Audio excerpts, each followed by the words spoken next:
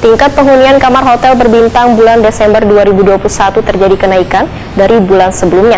TPK bulan Desember 2021 sebesar 57,63% atau naik 4,19 poin dibanding TPK bulan November 2021 yang sebesar 53,44%. TPK hotel non-bintang pada bulan Desember 2021 juga terjadi kenaikan dibandingkan dengan bulan November 2021.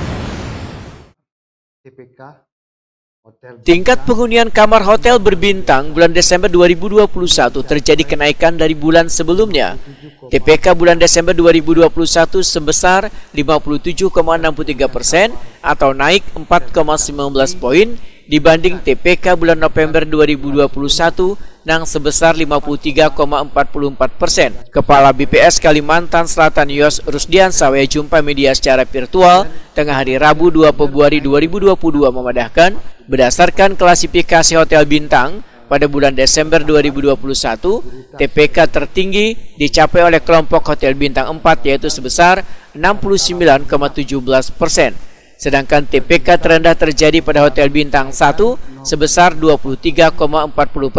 Menurut Yos Rusdiansa, TPK hotel non-bintang pada bulan Desember 2021 terjadi kenaikan dibandingkan dengan bulan November 2021. TPK hotel non-bintang pada bulan Desember 2021 sebesar 26,09% atau naik 1,7 poin dibandingkan TPK bulan November 2021 yang sebesar 24,39%. TPK tertinggi pada hotel non-bintang bulan Desember 2021 ujar Yos Rusdiansa dicapai oleh kelompok hotel dengan jumlah kamar 41 sampai dengan 100 yaitu sebesar 28,38%. Sedangkan TPK terendah terjadi pada kelompok jumlah kamar 10 sampai dengan 24 sebesar 24,69%.